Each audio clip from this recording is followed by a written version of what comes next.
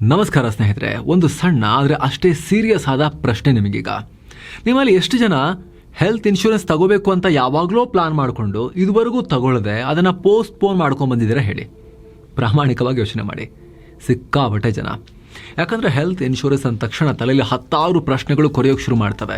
ನಾವು ತಗೊಳ್ತಿರೋ ಪಾಲಿಸಿ ನಿಜವಾಗ್ಲೂ ಒಳ್ಳೆಯದಾ? ನಾಳೆ ಏನಾದರೂ ಎಮರ್ಜೆನ್ಸಿ ಬಂದು ಹಾಸ್ಪಿಟಲ್ ಸೇರಿದಾಗ ಕ್ಲೇಮ್ ಕೊಡ್ತಾರಾ? ರಿಜೆಕ್ಟ್ ಮಾಡ್ತಾರಾ?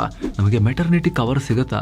ಎಷ್ಟು ಲಕ್ಷದ ಪಾಲಿಸಿ ತಗೊಂಡ್ರೆ ಸೇಫಿಗೆ? ನಾನಾ ಪ್ರಶ್ನೆಗಳ ಬಗ್ಗೆ ಯೋಚನೆ ಮಾಡಿ ಮಾಡಿ ಮಾಡಿ ಕನ್ಫ್ಯೂಷನ್ನಿಂದ ಸರಿ ನೋಡೋಣ ಬಿಡು ಆಮೇಲೆ ಮಾಡೋಣ ಅಂಥೇಳಿ ಪೋಸ್ಟ್ಪೋನ್ ಮಾಡಿರ್ತೀರಾ. ಅಥವಾ ಕ್ಲೇಮ್ ರಿಜೆಕ್ಟ್ ಆಗುತ್ತೆ ಅನ್ನೋ ಭಯ ಪಡ್ಕೊಂಡು ಪ್ಲಾನ್ನೇ ತಗೊಂಡದೆ ಹಾಗೆ ಕೂತಿರೋರು ಕೂಡ ಇರ್ತಾರೆ. ಆ ಥರ ಸುಮ್ಮನೆ ಇರೋರಲ್ಲಿ ನೀವು ಕೂಡ ಒಬ್ಬರಾಗಿದ್ರೆ ಈ ವಿಡಿಯೋ ನಿಮಗಾಗಿ. ನೀವು ಸ್ಯಾಲ್ರಿಡ್ ಎಂಪ್ಲಾಯಿ ಆಗಿರಲಿ, ಸಣ್ಣ ಬಿಸ್ನೆಸ್ ಓನರ್ ಆಗಿರಲಿ, ಅಥವಾ ಈಗಷ್ಟೇ ಕೆಲಸಕ್ಕೆ ಸೇರಿರೋ ಬ್ಯಾಚುಲರೇ ಆಗಿರಲಿ, ಎಲ್ರಿಗೂ ಇಂಪಾರ್ಟೆಂಟ್ ರಿಪೋರ್ಟ್ ಇದು. ಕ್ಲಾರಿಟಿ. ಮಾರ್ಕೆಟ್ನಲ್ಲಿರೋ 30ಕ್ಕೂ ಅಧಿಕ ಕಂಪನಿಗಳು, 250ಕ್ಕೂ ಅಧಿಕ ಪ್ಲಾನ್ಗಳು, ಇವುಗಳಲ್ಲಿ ಯಾವುದು ಬೆಸ್ಟ್, ಹೇಗೆ ಶಾರ್ಟ್ ಲಿಸ್ಟ್ ಮಾಡಬೇಕು ಎಲ್ಲವನ್ನ ಸಿಂಪಲ್ ಆಗಿ ಎಕ್ಸ್ಪ್ಲೇನ್ ಮಾಡ್ತೀವಿ. ಕಡೆ ತನಕ ಮಿಸ್ ಮಾಡಿದೆ ನೋಡಿ. Medical bill, middle class killer. ಸ್ನೇಹಿತರೆ, ಭಾರತದಲ್ಲಿ ಮಿಡಲ್ ಕ್ಲಾಸ್ ಫ್ಯಾಮಿಲಿಗಳಂತೂ ಹಣ ಉಳಿಸೋಕೆ ತುಂಬಾ ಇಂಪಾರ್ಟೆನ್ಸ್ ಕೊಡ್ತಾರೆ. ಮನೆ ಕಟ್ಟಬೇಕು, ಮಕ್ಕಳ ಎಜುಕೇಷನ್, ಮಗಳ ಮದುವೆ ಅಂತ ಚಿನ್ನ, ಚೀಟಿ, FD ಅಂತ ವರ್ಷಗಟ್ಟಲೆ ಕಷ್ಟಪಟ್ಟು ದುಡಿತಾರೆ. ರೂಪಿ ಸೇರಿಸ್ತಾರೆ. ಆದರೆ ಕಷ್ಟಪಟ್ಟು ಸಂಪಾದಿಸಿದ ಸಂಪತ್ತನ್ನು ರಕ್ಷಣೆ ಮಾಡ್ಕೊಳ್ಳೋಕೆ ಹೆಲ್ತ್ ಇನ್ಶೂರೆನ್ಸ್ ಅನ್ನೋ ಶೀಲ್ಡ್ ಇಲ್ಲ ಅಂದರೆ ಬಹಳ ಕಷ್ಟ. ಒಂದು ಸಲ ಯೋಚನೆ ಮಾಡಿ, ನಿಮ್ಮ ಜೀವನದ ಅತಿ ದೊಡ್ಡ ಕನಸಾದ ಒಂದು 2 BHKನೋ 3 BHKನೋ ಮನೆ ಕಟ್ಸೋದಕ್ಕೆ 10-20 ವರ್ಷ ಸೇರಿಸಿಟ್ಟ ಹಣ ಒಂದು ಸಣ್ಣ ಮೆಡಿಕಲ್ ಎಮರ್ಜೆನ್ಸಿಯಿಂದ ಒಂದು ವಾರದಲ್ಲಿ ಝೀರೋ ಆಗ್ಬೋದು. ಅದರ ಮೇಲೆ ಸಾಲನೂ ಮಾಡಬೇಕಾಗಿ ಬರ್ಬೋದು. ಯಾಕಂದರೆ ದೇಶದಲ್ಲಿ ಮೆಡಿಕಲ್ ಖರ್ಚು ರಾಕೆಟ್ ವೇಗದಲ್ಲಿ ಆಕಾಶಕ್ಕೆ ಹಾರ್ತಾ ಇದೆ. ಪ್ರತಿ ವರ್ಷ 12-15% ಮಿನಿಮಮ್ ಮೆಡಿಕಲ್ ಇನ್ಫ್ಲೇಷನ್ ಇದೆ. ಅಷ್ಟು ದುಬಾರಿ ಆಗ್ತಾ ಇದೆ ಪ್ರತಿ ವರ್ಷ. ನೀವೀಗ ಸ್ಕ್ರೀನ್ ಮೇಲೂ ಕೂಡ ಡೇಟಾ ನೋಡ್ತಾ ಇದ್ದೀರ. ಒಂದು ನಾರ್ಮಲ್ ಮೊಣಕಾಲು ಆಪರೇಷನ್ಗೆ ಬೆಂಗಳೂರಲ್ಲಿ 1.5-3.5 ಲಕ್ಷ ರೂಪಾಯಿ ಬೇಕು. ಹೈದರಾಬಾದ್ನಲ್ಲಿ 5.5 ಲಕ್ಷ ರೂಪಾಯಿವರೆಗೂ ಹೋಗುತ್ತೆ. ಇನ್ನು ಕಿಡ್ನಿ ಸ್ಟೋನ್ ಆಪರೇಷನ್ಗೆ 1-1.5 ಲಕ್ಷ ರೂಪಾಯಿ, ಹಾರ್ಟ್ ಆಂಜಿಯೋಪ್ಲಾಸ್ಟಿಗೆ 1.25-2 ಲಕ್ಷ ರೂಪಾಯಿ, ಬೈಪಾಸ್ ಸರ್ಜರಿಗೆ 3-4 ಲಕ್ಷ ರೂಪಾಯಿ, ಹಿಪ್ ರಿಪ್ಲೇಸ್ಮೆಂಟ್ಗೆ ಹತ್ತತ್ರ 3.5 ಲಕ್ಷ ರೂಪಾಯಿ. ಇದು ಬರೀ ಸರ್ಜರಿ ಖರ್ಚು ಮಾತ್ರ.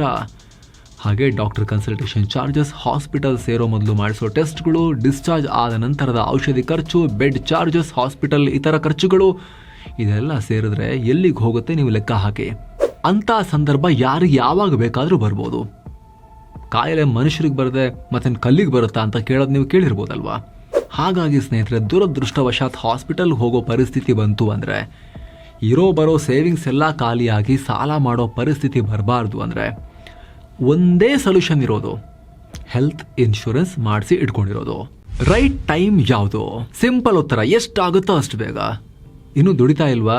ದುಡ್ಡು ಬಂದಮೇಲೆ ಮಾಡಿಸ್ಕೋಬೇಕಂದ್ರೆ ಕೆಲಸಕ್ಕೆ ಸೇರಿದ ತಕ್ಷಣ. ಹೆಲ್ತ್ ಇನ್ಶೂರೆನ್ಸ್ನ ನಿಯಮ, ನಿಮ್ಮ ವಯಸ್ಸು ಎಷ್ಟು ಕಮ್ಮಿ ಇರುತ್ತೋ ಪ್ರೀಮಿಯಂ ಅಷ್ಟು ಕಮ್ಮಿ ಇರುತ್ತೆ. ನೀವು ಯಂಗ್ ಆಗಿದ್ದಾಗ ತಿಂಗಳಿಗೆ ಬರೀ 1000 ರೂಪಾಯಿಗಿಂತ ಕಮ್ಮಿ ಖರ್ಚಲ್ಲಿ ಒಬ್ಬ ವ್ಯಕ್ತಿಗೆ ಒಳ್ಳೆ ಪಾಲಿಸಿ ಸಿಗುತ್ತೆ. ಅದೇ 2,000 ರೂಪಾಯಲ್ಲಿ ದಂಪತಿಗೇನೆ ಬೆಸ್ಟ್ ಪಾಲಿಸಿ ಸಿಗುತ್ತೆ. ಅಸಲಿ ಸಮಸ್ಯೆ ಶುರುವಾಗೋದು ಎಲ್ಲಿ ಗೊತ್ತಾ? ಮಾರ್ಕೆಟ್ನಲ್ಲಿ 30ಕ್ಕೂ ಅಧಿಕ ಕಂಪನಿಗಳಿವೆ, 250ಕ್ಕೂ ಅಧಿಕ ಪ್ಲಾನ್ಸ್. ಇವುಗಳಲ್ಲಿ ಯಾವುದನ್ನ ನಿಮಗೆ ಸೂಟ್ ಆಗೋದು ಯಾವುದು ಅಂತ ಪತ್ತೆ ಹಚ್ಚೋದು. ಅದಕ್ಕೆ ನೀವು ಡಿಟೋದವರ ಫ್ರೀ ಇನ್ಶೂರೆನ್ಸ್ ಅಡ್ವೈಸರಿ ಸರ್ವಿಸ್ ಅನ್ನ ಯೂಸ್ ಮಾಡ್ಕೋಬಹುದು. ಇವರು IRDAI ಸರ್ಟಿಫೈಡ್ ಅಡ್ವೈಸರ್ಸ್. ನಿಮ್ಮ ಏಜ್, ನಿಮ್ಮ ಹೆಲ್ತ್ ಕಂಡೀಷನ್, ನಿಮ್ಮ ಫ್ಯಾಮಿಲಿ ಹಿಸ್ಟ್ರಿಗೆ ತಕ್ಕಂತೆ ನಿಮಗೆ ಟೇಲರ್ ಮೇಡ್ ಪಾಲಿಸಿಯನ್ನ ಅವರು ಸಜೆಸ್ಟ್ ಮಾಡ್ತಾರೆ.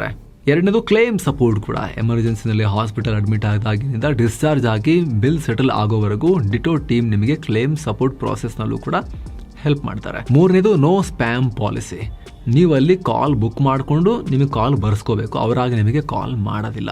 ಸೊ ನಿಮ್ಮ ಹಳೆ ಪಾಲಿಸಿ ರಿನ್ಯೂ ಮಾಡಿಸೋಕ್ಕಾಗಲಿ ಅಥವಾ ಹೊಸದಾಗಿ ಬೆಸ್ಟ್ ಪಾಲಿಸಿ ತಗೋಬೇಕು ಅಂದ್ರೂ ಕೂಡ ಡಿಸ್ಕ್ರಿಪ್ಷನ್ ಪಿನ್ ಮಾಡಿರೋ ಕಾಮೆಂಟಲ್ಲಿ ನಾವು ಡಿಟೋದ ಲಿಂಕನ್ನು ಕೊಟ್ಟಿರ್ತೀವಿ. ಕ್ಲಿಕ್ ಮಾಡಿ ಫ್ರೀ ಕಾಲ್ ಬ್ಯಾಕನ್ನು ನೀವು ಬುಕ್ ಮಾಡಿಕೊಂಡು ಅಲ್ಲಿ ನಿಮ್ಮ ಲ್ಯಾಂಗ್ವೇಜನ್ನು ಕೂಡ ಬೇಕಾದರೆ ಮೆನ್ಷನ್ ಮಾಡ್ಕೋಬೋದು. ನಿಮ್ಮ ಭಾಷೆಯಲ್ಲಿ ನಿಮ್ಮ ಆರ್ಥಿಕ ಸ್ಥಿತಿಗತಿ, ಫ್ಯಾಮಿಲಿ ಸ್ಥಿತಿಗತಿಗೆ ಸೂಟ್ ಆಗೋ ರೀತಿಯಲ್ಲಿ ಒಂದು ಹೆಲ್ತ್ನ ರಕ್ಷಣೆಯನ್ನು, ಆರೋಗ್ಯದ ಭದ್ರತೆಯನ್ನು ನೀವು ವ್ಯವಸ್ಥೆ ಮಾಡಿಕೊಳ್ಳೋಕೆ ಅವರ ಹೆಲ್ಪ್ ತಗೋಬಹುದು. ಆಸಕ್ತರು ಮಿಸ್ ಇಲ್ಲದೆ ಚೆಕ್ ಮಾಡಿ. Policy ಸೆಕ್ಷನ್ಗೆ 4 Brahmastra.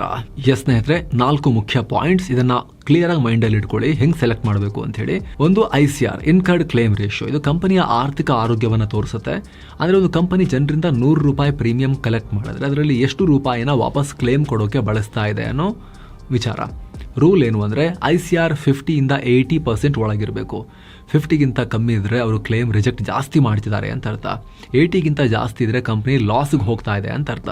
Healthy range 80 to 50%. Next, network hospitals very important. ನೀವು ಪಾಲಿಸಿ ಮಾಡಿಸಿರೋ ಕಂಪನಿಗೆ ಎಷ್ಟು ಹಾಸ್ಪಿಟಲ್ಗಳೊಂದಿಗೆ ಟೈ ಅಪ್ ಇದೆಯೋ ಅಷ್ಟು ನಿಮಗೆ ಒಳ್ಳೆಯದು.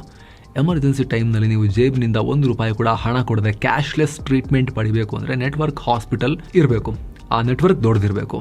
ನಾವು 10,000ಕ್ಕೂ ಅಧಿಕ ಹಾಸ್ಪಿಟಲ್ ಇರೋ ಪಾಲಿಸಿಯನ್ನು ಆಯ್ಕೆ ಮಾಡಿಕೊಂಡ್ರೆ ಒಳ್ಳೆಯದು. ಅವಾಗೇನಾಗುತ್ತೆ, ಭಾರತದ ಯಾವುದೇ ಮೂಲೆಯಲ್ಲೂ ಕೂಡ ನಿಮಗೆ ಟ್ರೀಟ್ಮೆಂಟ್ ಕ್ಯಾಶ್ಲೆಸ್ ಆಗೋ ಚಾನ್ಸಸ್ ಜಾಸ್ತಿ ಆಗುತ್ತೆ. ನೆಕ್ಸ್ಟ್, ಕಂಪ್ಲೇಂಟ್ ವಾಲ್ಯೂಮ್ ಅಂದರೆ ಪ್ರತಿ 10,000 ಕ್ಲೈಮ್ ಬಂದಾಗ ಅದರಲ್ಲಿ ಎಷ್ಟು ದೂರುಗಳು ಬಂದಿವೆ ಅಂತ. ಜನರಿಗೆ ಸರಿಯಾಗಿ ಸ್ಪಂದಿಸದ ಕಂಪನಿಗಳ ಮೇಲೆ ದೂರು ಜಾಸ್ತಿ ಇರುತ್ತೆ. ಇಂಡಸ್ಟ್ರಿ ಆವರೇಜ್ 22 ಇದೆ. ನಾವು ಅದಕ್ಕಿಂತ ಕಮ್ಮಿ ದೂರಿರೋ ಕಂಪನಿಯನ್ನ ಆಯ್ಕೆ ಮಾಡ್ಕೋಬೇಕು. Next, CSR claim settlement ratio ಅತಿ ಮುಖ್ಯವಾಗಿರೋದು. 100 ಜನ ಇಲ್ಲಿ ಕ್ಲೇಮ್ ಮಾಡಿದ್ದಾರೆ ಅಂತ ಹೇಳಿದ್ರೆ ಅದರಲ್ಲಿ ಎಷ್ಟು ಜನಕ್ಕೆ ಕಂಪನಿ ಹಣ ಕೊಟ್ಟಿದೆ ಅನ್ನೋದು. ನಾವು 95%ಗಿಂತ ಹೆಚ್ಚು CSR ಇರೋದನ್ನ ಮಾತ್ರ ಫಿಲ್ಟರ್ ಮಾಡ್ಕೋಬೇಕು ಸ್ನೇಹಿತರೆ. ಕ್ಲೇಮ್ ರಿಜೆಕ್ಟ್ ಆಗೋದು ಯಾಕೆ? ನಾವೀಗ ಮೇಲೆ ಹೇಳಿದ 4 ಫಿಲ್ಟರ್ಗಳನ್ನು ಅಪ್ಲೈ ಮಾಡಿದ್ಮೇಲೆ ನಮಗೆ ಟಾಪ್ ಕಂಪನಿಗಳು ಸಿಗ್ತವೆ. ಆದರೆ ಟಾಪ್ ಕಂಪನಿಯ ಪಾಲಿಸಿ ತಗೊಂಡ ತಕ್ಷಣ ನಾವು ಸೇಫ್ ಅಂತ ಅಲ್ಲ. ಕಂಪನಿ ಸೆಲೆಕ್ಟ್ ಮಾಡಿದ್ಮೇಲೆ ನಾವು ನೋಡಬೇಕಾಗಿರೋದು ಪಾಲಿಸಿಯ ಹಿಡನ್ ಕಂಡೀಷನ್ಸ್ ಅಥವಾ ಚೆಕ್ ಲಿಸ್ಟ್. ನಮಗೆ ಮುಖ್ಯವಾಗಿ ಎಮರ್ಜೆನ್ಸಿ ಬಂದಾಗ ಕ್ಲೇಮ್ ರಿಜೆಕ್ಟ್ ಆಗೋಕೆ ಅಥವಾ ನಾವೇ ಕೈಯಿಂದ ಕಾಸು ಕೊಡೋಕೆ ಕಾರಣ ಆಗೋದು ಈ ಸಬ್ ಲಿಮಿಟ್ಸ್. ಅಂದರೆ ನೀವು 5 ಲಕ್ಷದ ಪಾಲಿಸಿ ತಗೊಂಡಿರ್ತೀರಾ, ಆದರೆ ಅದರಲ್ಲಿ ರೂಮ್ ರೆಂಟ್ಗೆ ಇಷ್ಟೇ ಲಿಮಿಟ್ ಅಥವಾ ನಿರ್ದಿಷ್ಟ ಕಾಯಿಲೆಗೆ ಇಷ್ಟೇ ಲಿಮಿಟ್ ಅಂತ ಕಂಡೀಷನ್ಸ್ ಹಾಕಿರ್ತಾರೆ. ಹಾಗಾಗಿ ನೀವು ಪಾಲಿಸಿ ತಗೋಬೇಕಾದ್ರೆ ಕಂಡೀಷನ್ಗಳು ಇರಲೇಬಾರ್ದು. ಆ ಥರದ ಪಾಲಿಸಿಗಳಿದ್ದಾವೆ. ಎಕ್ಸ್ಪರ್ಟ್ ಅಡ್ವೈಸ್ ತಗೊಂಡು ಕಂಪ್ಲೀಟ್ ನಿಮಗೆ ಫ್ರೀಡಮ್ ಕೊಡೋ ಪಾಲಿಸಿನ ಪರ್ಚೇಸ್ ಮಾಡಬೇಕು. ನೀವು ಆಫೀಸ್ ಇನ್ಶೂರೆನ್ಸ್ ಇದ್ರೆ ಸಾಕ. ಬಹಳ ಜನ ಯುವ ಜನತೆ ಉದ್ಯೋಗಸ್ಥರು ಕೇಳೋ ಪ್ರಶ್ನೆ ಇದು. ಆಫೀಸ್ನಲ್ಲಿ ಹೆಲ್ತ್ ಇನ್ಶೂರೆನ್ಸ್ ಕೊಟ್ಟಿದ್ದಾರೆ, ಯಾಕೆ ಮಾಡಿಸ್ಕೋಬೇಕು ಪರ್ಸ್ನಲಿ ಅಂತ. ಕಾರ್ಪೊರೇಟ್ ಇನ್ಶೂರೆನ್ಸ್ ಅನ್ನೋದು ಕಂಪ್ಲೀಟ್ ಪ್ರೊಟೆಕ್ಷನ್ ಅಲ್ಲ. ಒಂದು ವೇಳೆ ನೀವು ಜಾಬ್ ಬಿಟ್ಟರೆ, ಕೆಲಸ ಹೋದರೆ ಅಥವಾ ಕರಿಯರ್ ಬ್ರೇಕ್ ತಗೊಂಡ್ರೆ ಆ ಇನ್ಶೂರೆನ್ಸ್ ಅಲ್ಲಿಗೆ ಕಟ್ ಆಗುತ್ತೆ. ಆಮೇಲೆ ನೀವು ಸಡನ್ ಆಗಿ ಹೊಸ ಪಾಲಿಸಿ ಮಾಡ್ಸೋಕೆ ಹೋದರೆ ಪ್ರೀಮಿಯಂ ತುಂಬ ಜಾಸ್ತಿ ಇರುತ್ತೆ. ವೇಟಿಂಗ್ ಪೀರಿಯಡ್ ಎಲ್ಲ ಇರುತ್ತಲ್ಲ, ಮೊದಲಿಂದನೇ ಶುರುವಾಗುತ್ತಲ್ಲ. ಹಾಗಾಗಿ personal private health insurance is essential today. ಏನೋ ಮೆಟರ್ನಿಟಿ ಕವರ್ ಬಗ್ಗೆ ಹೇಳೋದಾದ್ರೆ ಸ್ವಲ್ಪ ದುಬಾರಿ, ಇದು ಪ್ರೀಮಿಯಂ ಜಾಸ್ತಿ ಇರುತ್ತೆ. ಜೊತೆಗೆ 9 ತಿಂಗಳಿಂದ 4 ವರ್ಷದವರೆಗೂ ವೇಟಿಂಗ್ ಪೀರಿಯಡ್ ಇರುತ್ತೆ. ಹಾಗೆ ಇದಕ್ಕೂ 12,000ದಿಂದ 2 ಲಕ್ಷ ರೂಪಾಯಿವರೆಗೂ ಲಿಮಿಟ್ಸ್ ಇರುತ್ತೆ. ಹಾಗಾಗಿ ನಿಮಗೆ ನಿಜವಾಗ್ಲೂ ಮೆಟರ್ನಿಟಿ ಕವರ್ ಬೇಕೇ ಬೇಕು ಅಂದರೆ ಮಾತ್ರ ಅದನ್ನು ಆ್ಯಡ್ ಆನ್ ಆಗಿ ಹಾಕೋಬಹುದು. ನಿಮಗೆ ಸೂಟ್ ಆಗೋ ಪ್ಲಾನ್ ಯಾವುದು? ಎಸ್ ಸ್ನೇಹಿತರೆ, ನಿಮ್ಮ ವಯಸ್ಸು, ಬಜೆಟ್ ಹಾಗೂ ಅಗತ್ಯಕ್ಕೆ ತಕ್ಕಂತೆ ಅಥವಾ ನಿಮ್ಮ ಫ್ಯಾಮಿಲಿಗೆ ಯಾವ ಪ್ಲಾನ್ ಸೂಕ್ತ, ಬಜೆಟ್ಗೆ, ನಿಮ್ಮ ಏಜ್ಗೆ, ನಿಮ್ಮ ರಿಕ್ವೈರ್ಮೆಂಟ್ಗಳಿಗೆ. ಉದಾಹರಣೆಗೆ ಮೆಟರ್ನಿಟಿ ಕವರ್ ಬೇಕಾ, OPD ಬೆನಿಫಿಟ್ ಬೇಕಾ, ಯಾವುದು ಫಿಟ್ ಆಗುತ್ತೆ ಅನ್ನೋದನ್ನು ನೀವು ಡಿಸೈಡ್ ಮಾಡಬೇಕಾಗತ್ತೆ. ಇದ್ರ ಬಗ್ಗೆ ಫುಲ್ ಕ್ಲಾರಿಟಿ ಬೇಕು ಅಂತ ಹೇಳಿದ್ರೆ ಆಗಲೇ ಹೇಳಿದ ಹಾಗೆ ಡಿಟೋ, ಈ ಝೀರೋದಾದ ನಿಖಿಲ್ ಕಾಮತ್, ನಿತಿನ್ ಕಾಮತ್ ಬ್ರದರ್ಸ್ ಇದಾರಲ್ಲ, ಅವರು ಇನ್ವೆಸ್ಟ್ ಮಾಡಿರೋ ಕಂಪನಿ ಇದು. ಅವರ ಪ್ರೀಮಿಯಂ ಇನ್ಶೂರೆನ್ಸ್ ಅಡ್ವೈಸರಿನ ನೀವು ಫ್ರೀ ಆಗಿ ಪಡಿಬೋದು. ಡಿಸ್ಕ್ರಿಪ್ಷನ್ ಪಿನ್ ಮಾಡಿರೋ ಕಾಮೆಂಟಲ್ಲಿ ಲಿಂಕ್ ಇದೆ, ಕ್ಲಿಕ್ ಮಾಡೋ ಮೂಲಕ ಕಾಲ್ ಬ್ಯಾಕ್ ರಿಕ್ವೆಸ್ಟ್ ಮಾಡ್ಬೋದು. ನಿಮ್ಮ ಭಾಷೆಯಲ್ಲಿ, ಮಾತೃಭಾಷೆಯಲ್ಲಿ ಅವರಿಂದ ಫ್ರೀ ಆಗಿ ಅಡ್ವೈಸ್ ಪಡಿಬಹುದು. ಆಗಲೇ ಹೇಳಿದಾಗೆ ಕ್ಲೇಮ್ ಸೆಟಲ್ಮೆಂಟ್ ಪ್ರೋಸೆಸ್ನಲ್ಲೂ ಕೂಡ ಅವರು ನಿಮಗೆ ಹೆಲ್ಪ್ ಆಗ್ತಾರೆ. ಆಸಕ್ತರು ಚೆಕ್ ಮಾಡಿ, ಡಿಸ್ಕ್ರಿಪ್ಷನ್ ಪಿನ್ ಮಾಡಿರೋ ಕಾಮೆಂಟಲ್ಲಿರೋ ಲಿಂಕನ್ನು. ಮತ್ತೆ ಭೇಟಿ ಆಗ್ತಿರೋಣ ಸ್ನೇಹಿತರೆ. ಇನ್ಶೂರೆನ್ಸ್ ತಗೋಬೇಕು ಬಟ್ ಐಡಿಯಾ ಇಲ್ಲ ಅಂತ ಯೋಚನೆ ಮಾಡ್ತಿರೋ ಪ್ರತಿಯೊಬ್ಬರಿಗೂ ನೀವು ಇದನ್ನು ಶೇರ್ ಕೂಡ ಮಾಡ್ಬೋದು. ನಮಸ್ಕಾರ.